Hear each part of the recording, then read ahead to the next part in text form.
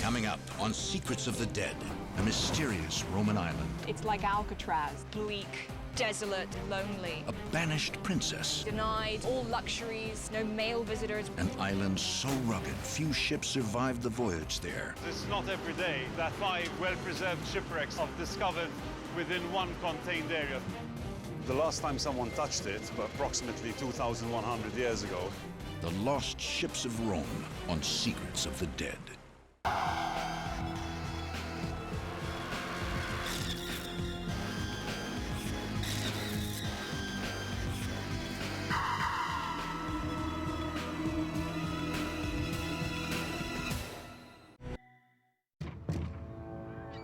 This is Ventotene, an Italian island with a mysterious past.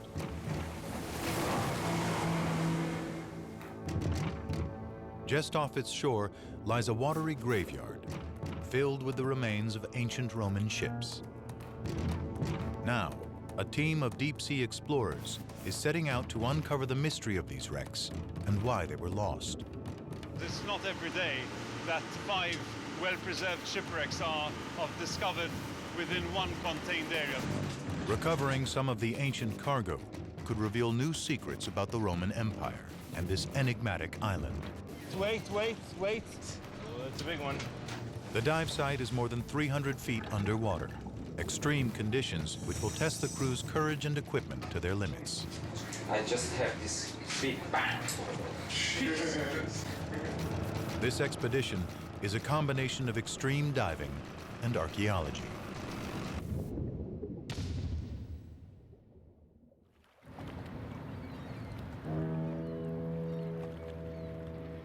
Ventotene is a tiny Italian holiday island, just 43 miles off the coast of Naples.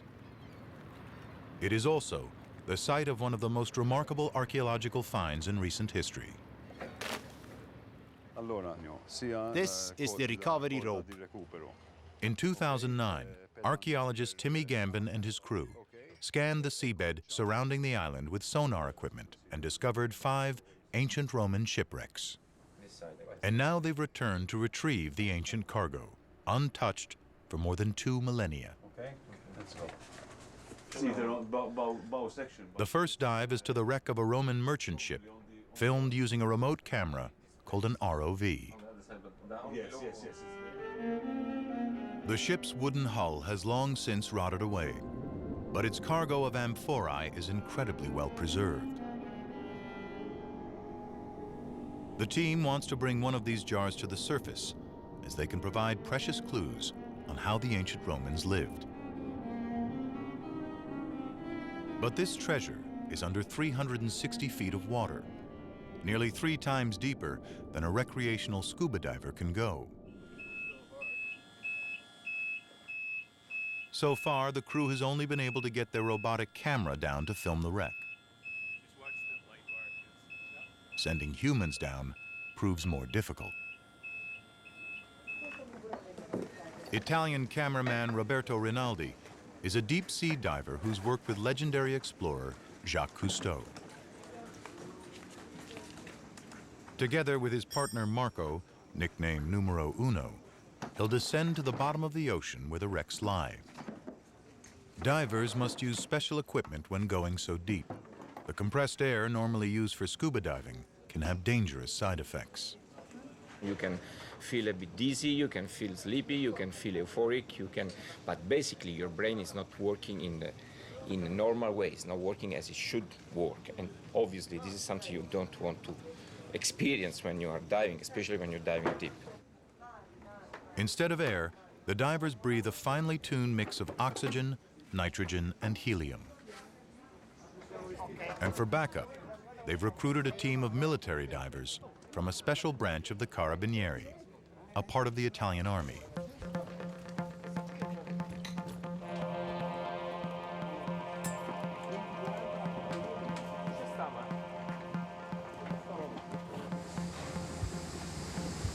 The archaeologists only have this highly skilled team for 5 days, so the clock is ticking.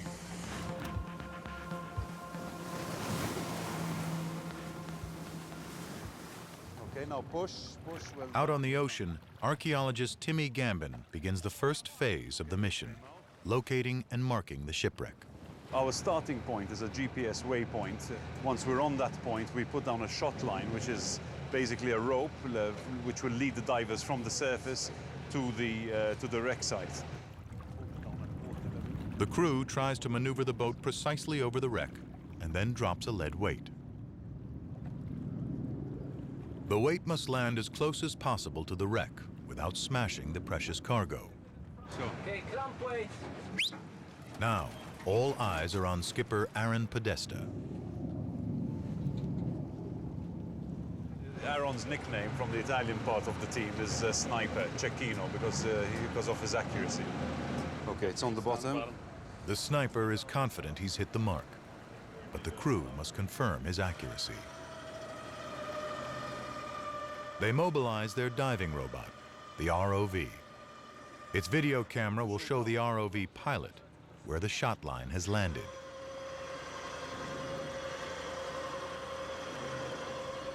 If the marker is too far away from the wreck, the divers may struggle to reach the site. That might be it right there. Yeah, that's what we found it. Just found it. Just on. Right on. We're extremely happy. Aaron was able to get the shot line down within 2 meters of the site, which, when you consider the 110-meter depth that exists between us and the site, is I think it's a good shot. Roberto and Marco start the dive.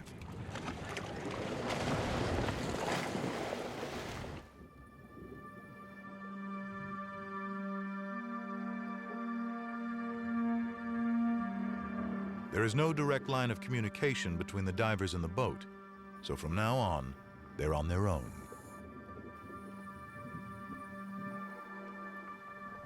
As the divers descend through the water, the pressure on their bodies reaches over 150 pounds per square inch, 5 times that of a car tire. And there it is, the wreck they've been so eager to find.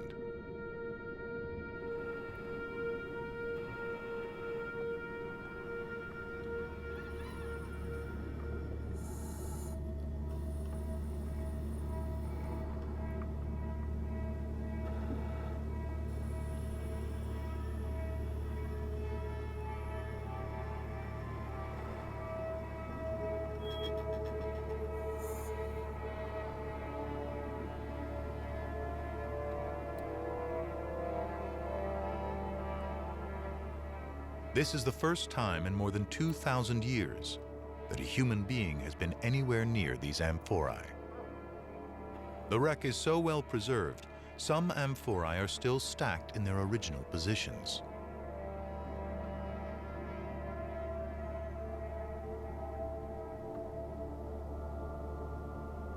None of the containers have intact stoppers, so there's little hope of finding any of their ancient contents inside. At such extreme depths, the divers can only spend a few minutes at the wreck, so they must quickly decide which amphora to bring to the surface. It must be clear of the other amphorae so they can lift it out without breaking it.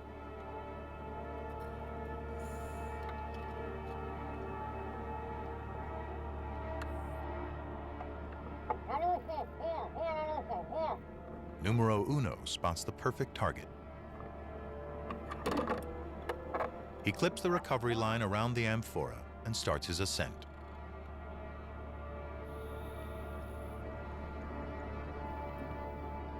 Diving in such deep water also makes resurfacing more complicated.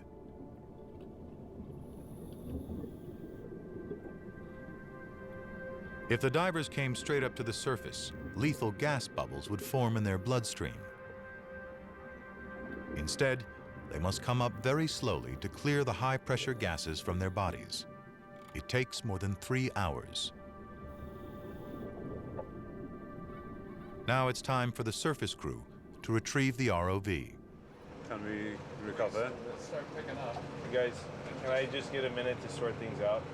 Because I don't know where the rest of this cable went. Roberto and Marco have a shot line down for their decompression. We've got the original shot line down with an amphora attached, and we've got over 120 meters of ROV cable down. We just want to make sure that all these three cables are free from one another.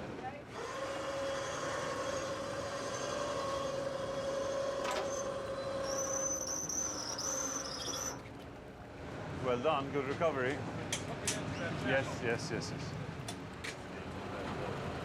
The crew can start pulling up their treasure. It's a delicate operation.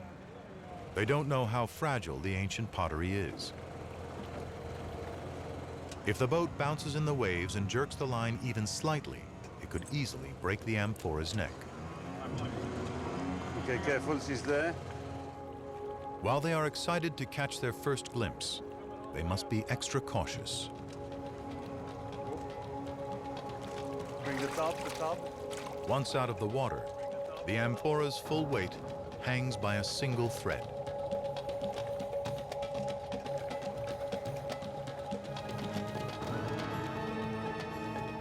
But it survives without a scratch. It is in excellent condition, given that it spent thousands of years underwater. My first reaction is a fantastic feeling. The last time someone touched it, approximately 2,100 years ago, it was the stevedore who was putting it carefully into the hull of the ship, thinking that it was going to safely make it to its destination. This simple piece of pottery holds important clues about the shipwrecks. And in the hands of an expert like Timmy, it will open up a window into ancient Roman life.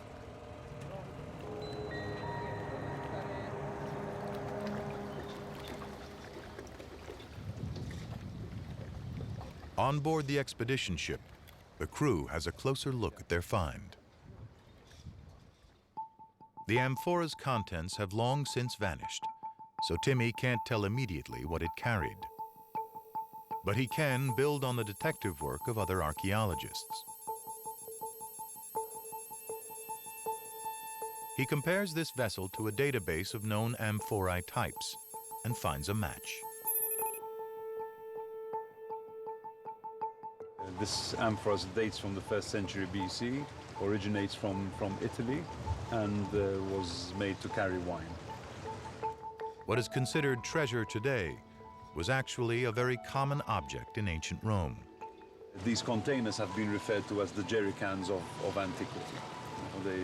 But rather than fuel, they were used to carry foodstuffs. With their pointed ends, amphorae can't stand on their own. But in fact, their unique shape made them perfect shipping containers. Stacked inside a ship, the tip of each amphora fits precisely into the neck of the one below to form interlocking layers.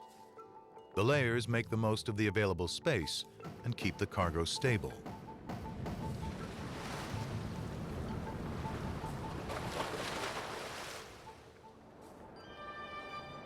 The humble amphora was a cornerstone of the Roman Empire. In fact, it was just as mighty as the sword. Without the vital goods it carried, Rome could not have sustained its 500-year reign.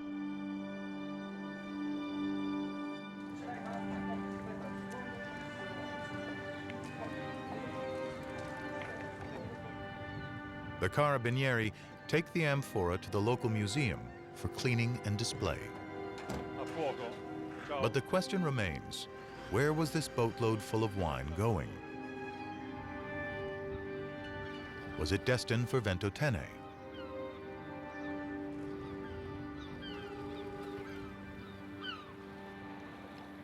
When the ship sank in the 1st century BC, Ventotene had one very important resident, Augustus, the first emperor of Rome. Classicist Anneliese Friesenbruck has come to the island to look for traces of the great ruler. You can see why this was a good place for him to have a holiday home here, because it gives you peace and quiet. That's the one thing you're certain of getting here. Augustus chose the island as the site for a luxurious imperial villa, set in spectacular surroundings.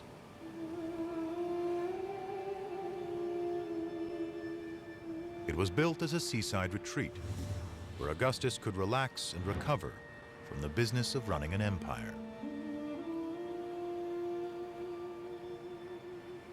These steps here are the remains of what would have been a large communal bathing room for Augustus and his friends to enjoy. So over here, you've got a sauna where you could come and sit and sweat before going into one of the other baths, for example, the frigidarium.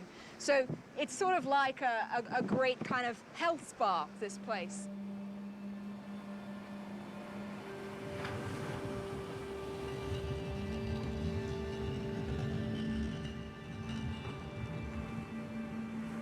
This villa was clearly a place fit for an emperor. Was the wine from the shipwreck destined for the imperial cellars, or perhaps to fuel a Roman orgy?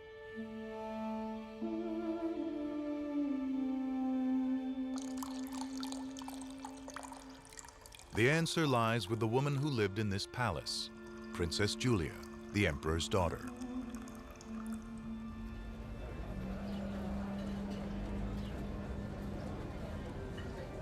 Annalise has studied Julia's tragic story. Julia is Augustus's only daughter, and he has everything set up for her to be the golden girl of his regime.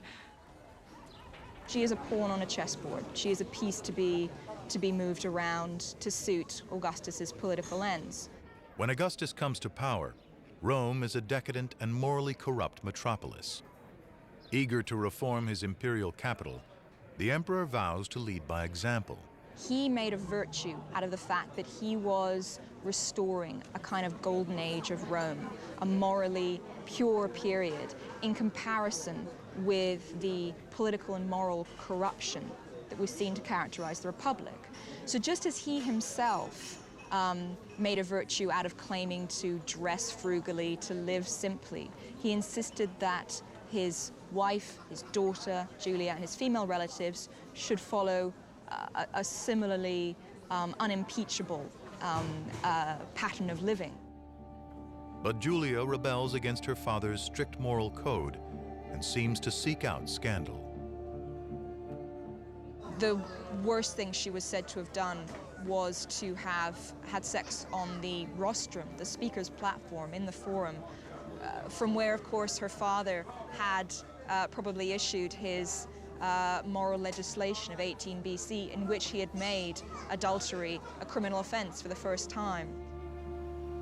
One of Julia's alleged lovers is executed, while she is banished to the villa on Ventotene, a seemingly mild sentence. But the emperor makes sure his adulterous daughter can feel his wrath. She was to be denied all luxuries. No male visitors were allowed to visit her. She was to be prevented from drinking wine, and essentially made to live the life that her father couldn't impose on her while she was living in Rome.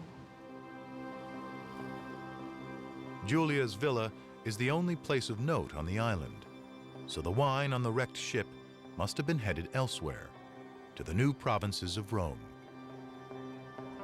The local tribes in France and Spain have a huge appetite for wine, but Rome has forbidden them from making their own. Wine merchants from mainland Italy capitalize on the local prohibition and sell their wine for huge profits.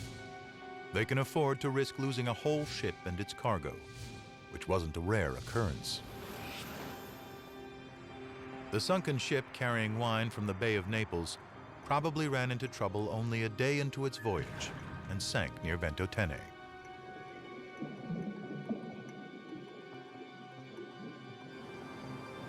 For Princess Julia, Ventotene was her own personal Alcatraz. But for Roman sailors, it was an oasis where they could find shelter, food, and water. And all this thanks to Emperor Augustus, who transformed Ventotene from barren rock to blossoming island. Before Roman times, there was no fresh water on the island. It has no natural springs. Today, nearly every drop of water on the island is shipped from mainland Italy in this tanker.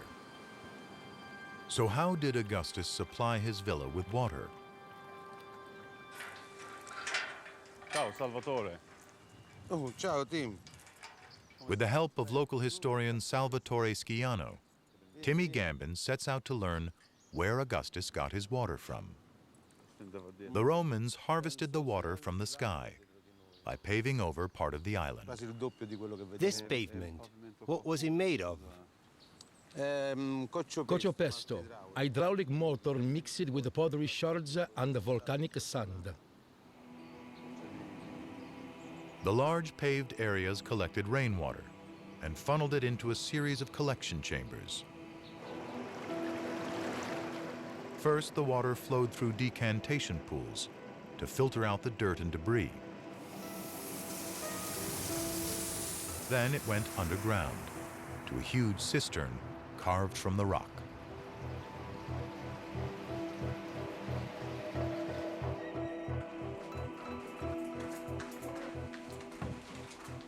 First thing that strikes you is how cool the temperature is inside. So it must have kept the water from turning stagnant. And so the Romans put a lot of thought in keeping the water fresh. To keep the water from escaping, the Romans used one of their many amazing inventions, which was this concrete that's set underwater. We usually come across this in harbor structures, such as quays and wharfs, but in this case, the engineers have used it in this underground system. Augustus built 2 of these big water collection systems, which could gather more than 250,000 gallons of water a year.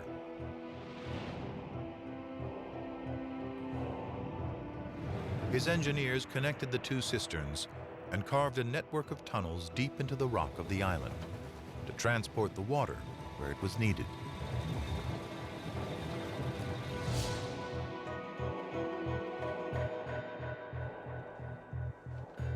This tunnel, which carried water to Julia's villa, is a masterpiece of precision engineering. This tunnel is over 1 kilometer long and takes the water from the main cistern and feeds it to the lower part of the island.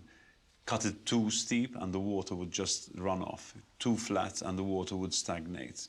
So the Roman engineers had to get the levels absolutely spot on. It's incredible how they managed to achieve this, even though they did not have the modern technologies available to engineers today.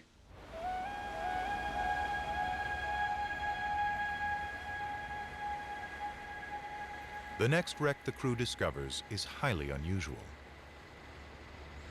When experts first see the sonar image, it looks less like an ancient ship and more like a pile of car tires. If you swim the periphery... But when Timmy gets his remote camera on site, he knows he's made a stunning discovery. A shipment of Roman kitchenware called mortaria. It's only the 2nd time a whole boatload of mortaria has ever been found.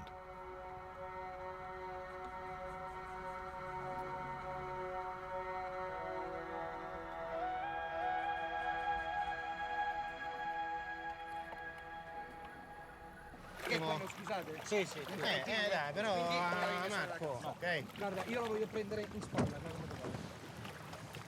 The wreck sank even deeper than the first one, nearly 380 feet below the surface.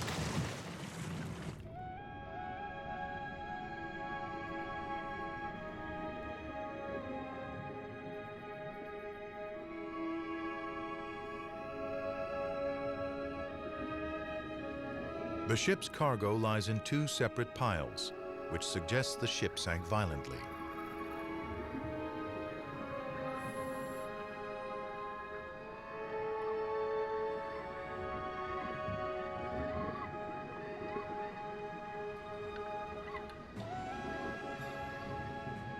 Close inspection reveals that the piles are made up of hundreds of these clay bowls. All of them are absolutely identical, a clear indication that they were mass-produced and shipped in bulk. These simple objects reveal how Roman technology conquered the world.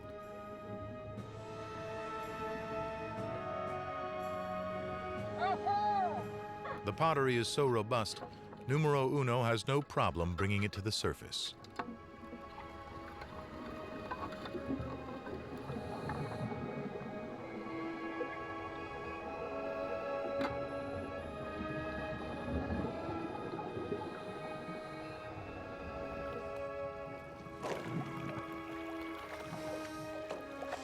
It's heavy.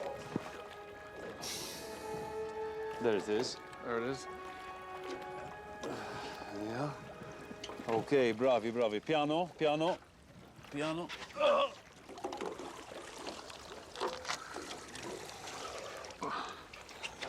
Bravi, grazie. To the box. Let's put it. Okay, can you have the net? Yeah, I got the net. Jeez, it's beautiful. The object is incredibly well preserved. Let's turn it over so we can see it. Even tiny details of the potter's work are still visible after 2,000 years. You can actually see the worked rim. This ancient piece of clay is a perfect example of how Roman ideas spread through the empire. This cargo is representative of the Romanization that's going on in the 1st century BC, where the Romans are exporting know-how like cuisine, the making of olive oil, the making of wine to the new provinces. Gay-Tu, the ship's cook, demonstrates how the tool was actually used by an ancient chef. Cooks today will recognize it as a mortar and pestle. It's the ancient Roman version of a food processor, and every kitchen in the empire would have had one. One of the interesting features about the mortaria is this coarseness on the inside. The potter would have included this grit, which consists of small stones and rough pieces of ceramic, and it just simply makes the items easier to grind within it.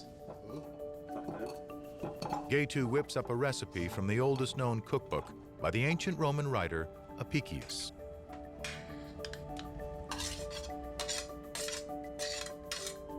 It's a sauce made from eggs, leeks, and herbs, the kind of food a common Roman would have eaten.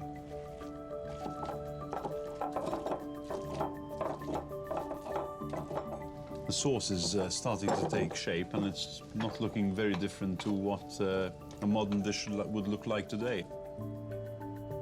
Ma questo è il mortaio. Gay-Tu serves up his Roman surprise at dinner. How will the ancient recipe go down? This simple meal gives the crew a taste of Princess Julia's frugal life in Ventotene. Served as a canapé at a dinner party, it is pleasant enough. But it's a far cry from the rich food she would have enjoyed before her exile. A fitting punishment for the girl who dared to defy the emperor. Well, this looks like a lovely, simple Mediterranean summer lunch. You know, to us, actually looks very tasty, nice sort of thing to have on a hot day.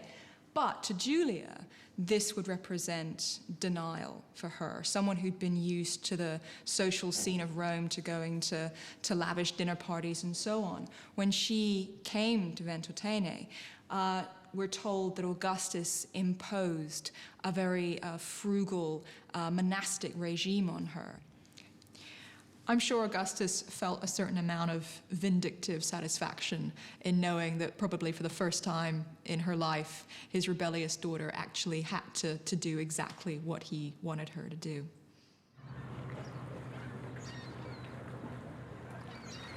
And we're trying to head for this shipwreck, which is in this area here. The third wreck promises to be especially interesting.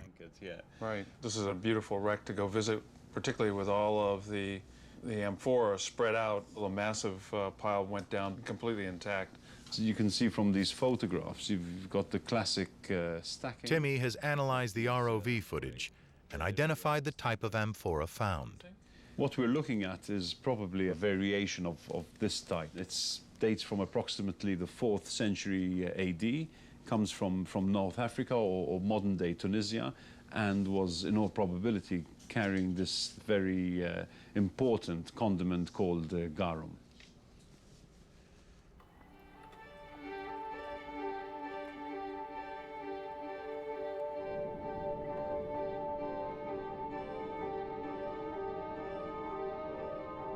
The garum the amphorae carried was a highly prized commodity, a pungent fish sauce that was essential to Roman cooking.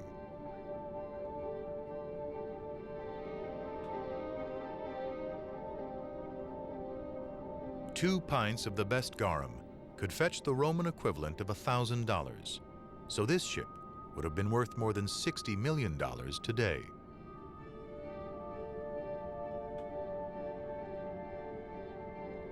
The wreck is incredibly well preserved, and the crew hopes to recover an amphora that still has traces of ancient garum inside.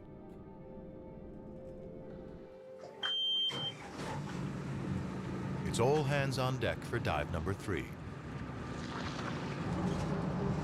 But as they head out to sea, black clouds appear on the horizon.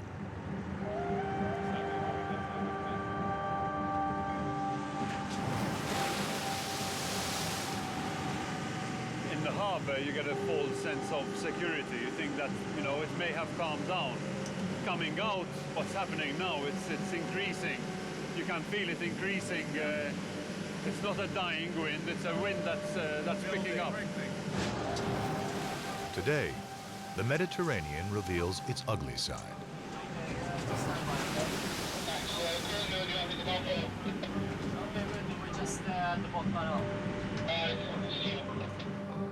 The crew heads back to base empty-handed.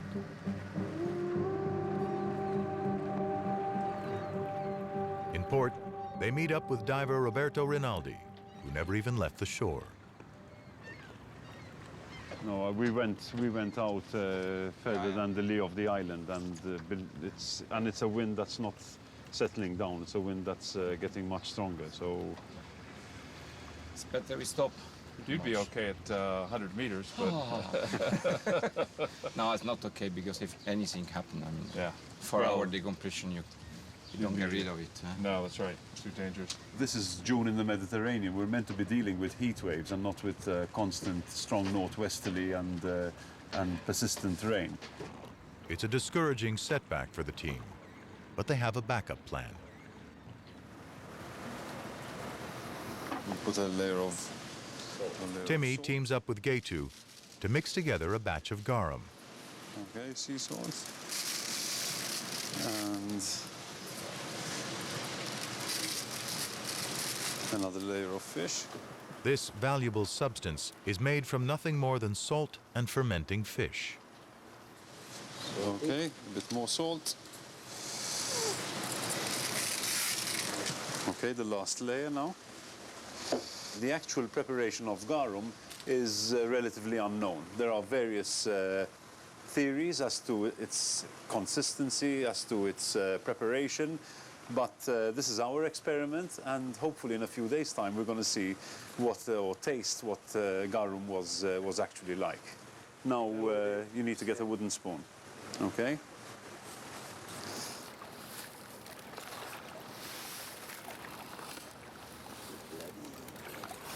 One of the crucial elements of this preparation are the entrails of the fish. It's the digestive fluids that help in the fermentation process. Of course, all this would have been done in a big vat. The garum factories were huge complexes by the seaside, and this preparation would have been done in a stone vat, and once mixed, the vat would have been covered for a few days. Okay.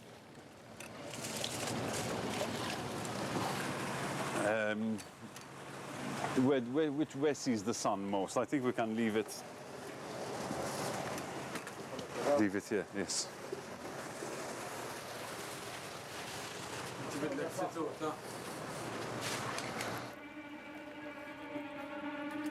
As the fish bake in the sun, their digestive juices leak out of the guts and start to break down the flesh.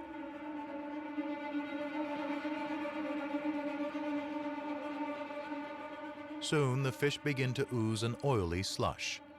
This is the garum. And it contains a powerful taste enhancer. Today, we call it monosodium glutamate, or MSG.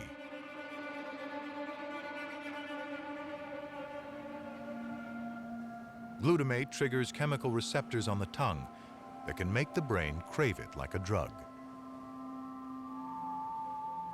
which explains the passion for garum in Julia's time.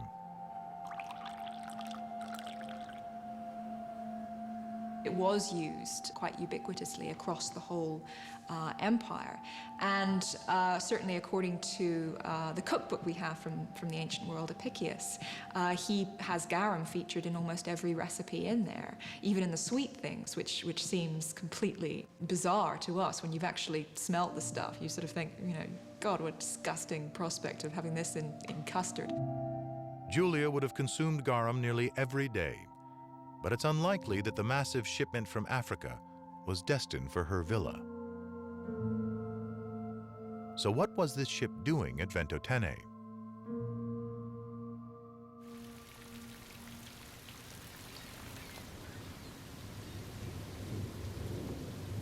A new day dawns, but the wind and rain have not ceased. The weather is now threatening the success of the entire mission. The crew has just one day left on the island. But Timmy Gambin uses the time to explore the engineering masterpiece in the Emperor's transformation of Ventotene, the port.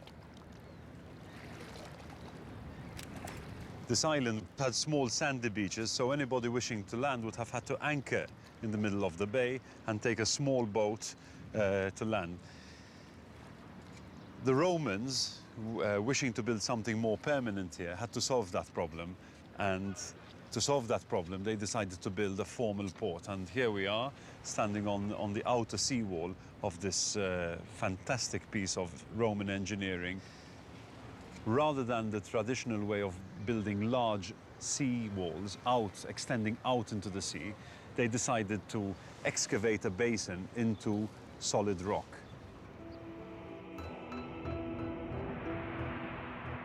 Augustus's engineers picked the only spot on the island where the land meets the sea in a gentle slope. Here they started digging into the volcanic rock and carved out a deep basin 10 feet below the sea level. The workers excavated more than 120,000 tons of rock by hand, an incredible effort. But then came the most difficult task, removing the last of the rock so ships could enter the harbor.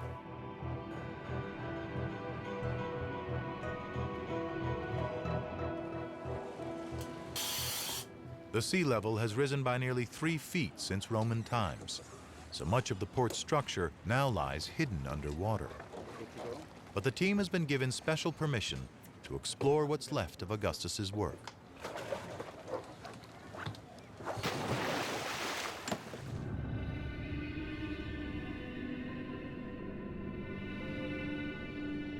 Six feet down, they spot the original wharf where the ancient ships would have docked.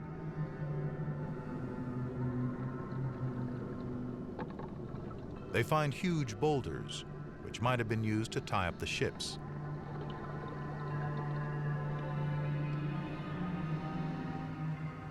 And as they near the tip of the ancient pier, they spot strange striations in the rock. They could be the tool marks of ancient Roman divers who dug out the entrance underwater.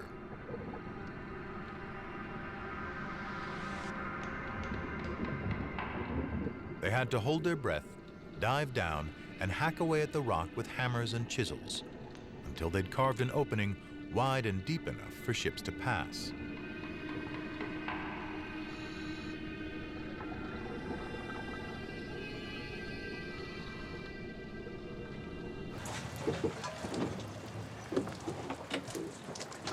Absolutely fascinating. And one of the most amazing things is the entrance. It's cut extremely deep into the rock. I don't know. I cannot imagine how they could dig this in the water. Okay, this is soft as a rock, but it's a rock, yes. So must not be easy at all. Those were heavy when we tried to pick up some. The absolutely incredible engineering to get divers down 2,000 years ago to cut that channel. Those were the real divers. Yeah, that's right. Not us.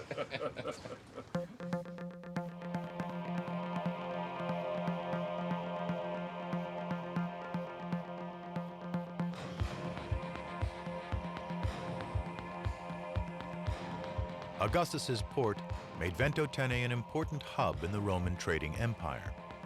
and it's still in perfect working order after 2,000 years. The port is the reason the now sunken ships were here. The question is, why did they perish so close to the safety of the harbor? In the afternoon, the weather suddenly clears, so Timmy and skipper Aaron go out to explore what may have sunk the ships. At least 4 of the 5 shipwrecks that we've discovered went down whole. So we're looking at a scenario whereby these vessels were actually swamped, filled with water, and then went down to the seabed as a whole. It may be that Ventotene itself is to blame for this strange occurrence. The problem is when you come too close to an island, apart from the big waves coming along with the wind, you also get a backwash as a rebound from the rocks, which can stir up a pretty confused sea. So at one stage you'll be rolling one way, and if the timing is correct, you'll get a wave coming the other way, which will keep on rolling you over. In high seas, the Roman ship's precious cargo becomes a liability. There's a limit to how much pressure the stacked amphorae can take. Eventually, some of them break, upsetting the system of interlocking layers and shifting the cargo. The ship becomes heavier on one side and lists out of balance. Now, vulnerable to the waves, the ship is easily submerged and sinks to the sea floor completely intact.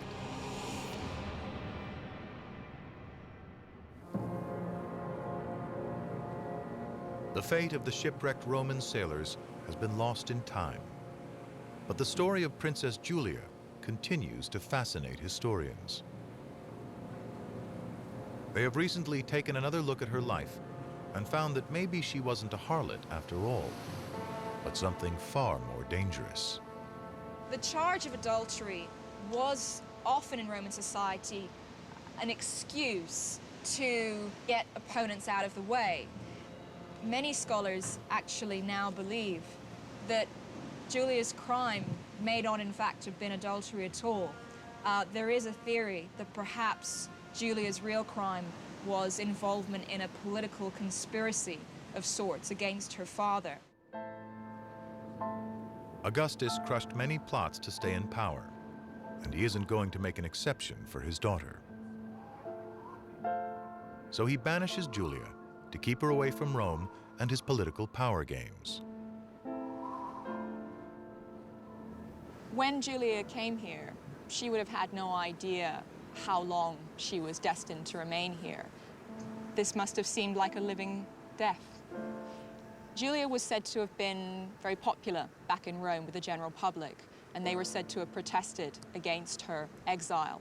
And although initially Augustus refused to listen to them, after 5 years, it seems, he did relent. After 5 years, Augustus allows Julia to leave Ventotene, but he won't let her return to Rome. Julia spends the rest of her life far from the power center of ancient Rome, in what is today Reggio di Calabria. She dies at age 53, just a few months after her father, apparently starved to death by the new emperor Tiberius, who was also her husband.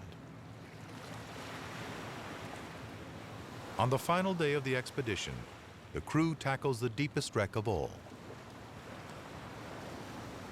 It's nearly 500 feet deep and holds one last secret, a cargo of mysterious cylinders.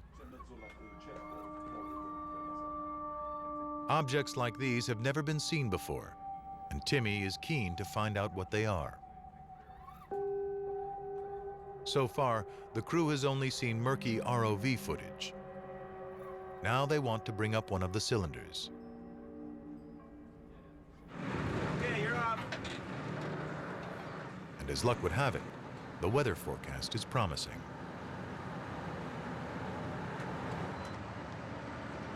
It's the only day we're going to have a shot at this, and we've been preparing meticulously yesterday and this morning, and we're going to give it our best shot.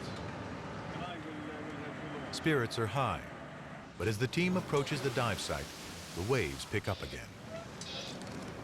Wait. Oh, it's a big one. Despite the heavy seas, the crew prepares for the dive. 1, 2, 1, 2, 3. There you go.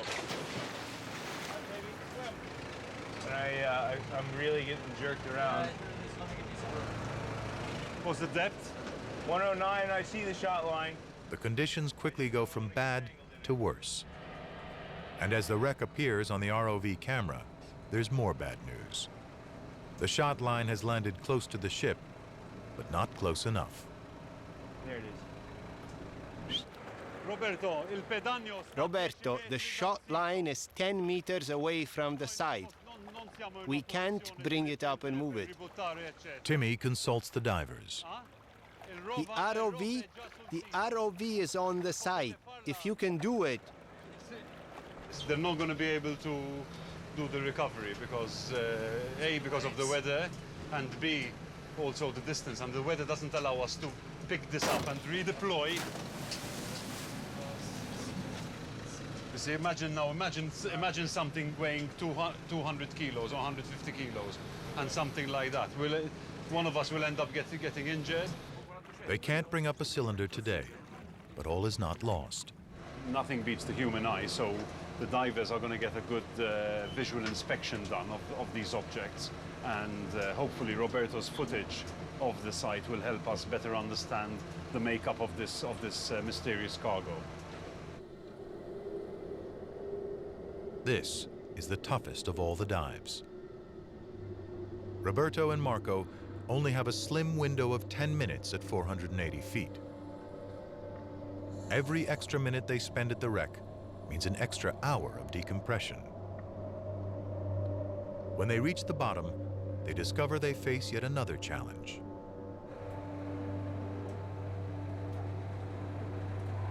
The water over the target is as black as night, clouded by sediment.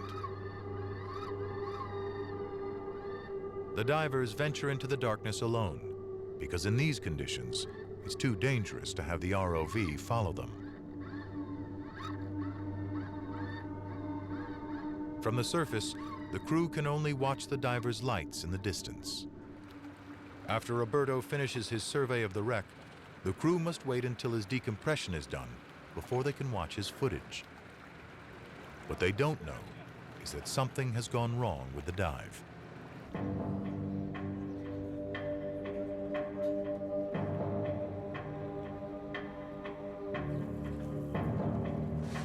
After a 5-hour wait, they get a call from the dive base. Exploded, huh? As you can see, something pretty thick. Try to break. Try to break. It's very strong. Part of Roberto's camera was crushed by the extreme water pressure. The aluminium, huh? This was perfectly round before. And now it's completely squeezed, huh? Oh, bent completely. You're a lucky guy. Always. Always. You're born lucky, you don't become lucky. But for Timmy, this is no laughing matter. He spent 12.5 minutes down there. 12 enough? 12.5. See, I'm good, huh? You were meant to spend 10. You're a naughty man. Yeah, but come on, my friend. Only a few minutes into the dive, Roberto got into trouble. Very black, completely black. Boom. I just have this big bang like this, and I mean, it was very strong in my hands and in my stomach, and it was not long to realize that something imploded. Oh, this one here? Boom. This is the second one. The second one went? Jesus. The shrapnel from the implosion could have shredded Roberto's equipment or even injured him. And at this depth, a fast rescue would have been impossible. A lesser diver would have aborted the mission. But Roberto put his camera down to get his hands on one of the mysterious objects. And I tried to pull it up. It was stuck on the bottom. No way to move, not even to move a little bit. And there is a hole here. And I tried to put the finger inside and try to move and see that, I mean, it's completely stuck. You think that almost definitely there is some form of metal? Would say, yeah. And this bluish belongs to the material. This I can tell for sure. Could have been lead. Lead is a blue-gray. The cylinders keep the crew guessing, but they've gathered other clues about the wreck. These amphorae prove that the ship sank around 2,000 years ago. Timmy thinks it may have been heading for the city of Rome, with a hold full of grain. This would have rotted away over the millennia and left only the pottery and the mysterious metal cylinders. Whether there is some form of raw materials being transported, we still don't know. But we're a step closer to solving that mystery. It's been 5 days since the team started the expedition, and their time in Ventotene is coming to an end. But they're about to face the biggest challenge of all. After days of stewing in the sun, the garum is ready to be served. So, shall we taste this garum? Have a smell. We've taken the ancient recipe. Senti il profumo. At first, the crew is suspicious. But finally, the garum works its ancient magic. That's what you did. It's not bad. Oh, come on. With the little Campagna wine.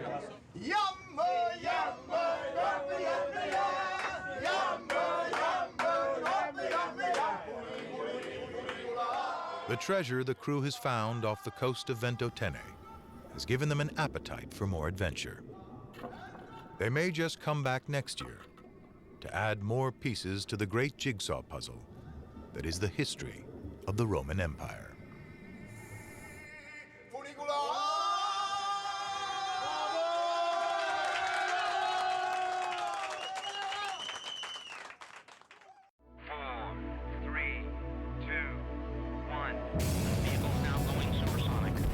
When you want to go above It was something new. or reach beyond, Oh my gosh. when you want to peer inside It would seem almost impossible. or push the limit, These divers are like astronauts. when you want to find new frontiers, I was truly astonished. Nova, only on PBS. The iconic moments that have shaped our world. It stretches human history way back. The fine line between fiction and fact. That legend just doesn't stand up against reality. Discoveries that bring the dead back to life. Forensics that create clarity from chaos. The past gets rewritten when science and history collide. Secrets of the Dead.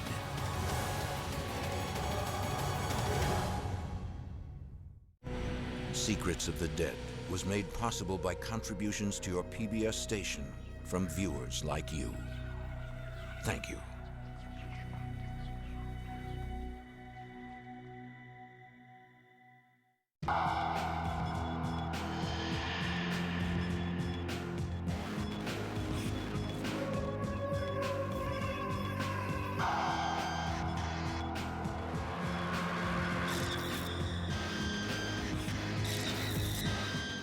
The Secrets of the Dead investigation continues online. For more in-depth analysis and streaming video of this and other episodes, visit pbs.org. This Secrets of the Dead episode is available on DVD for $24.99 plus shipping. To order, call 1-800-336-1917.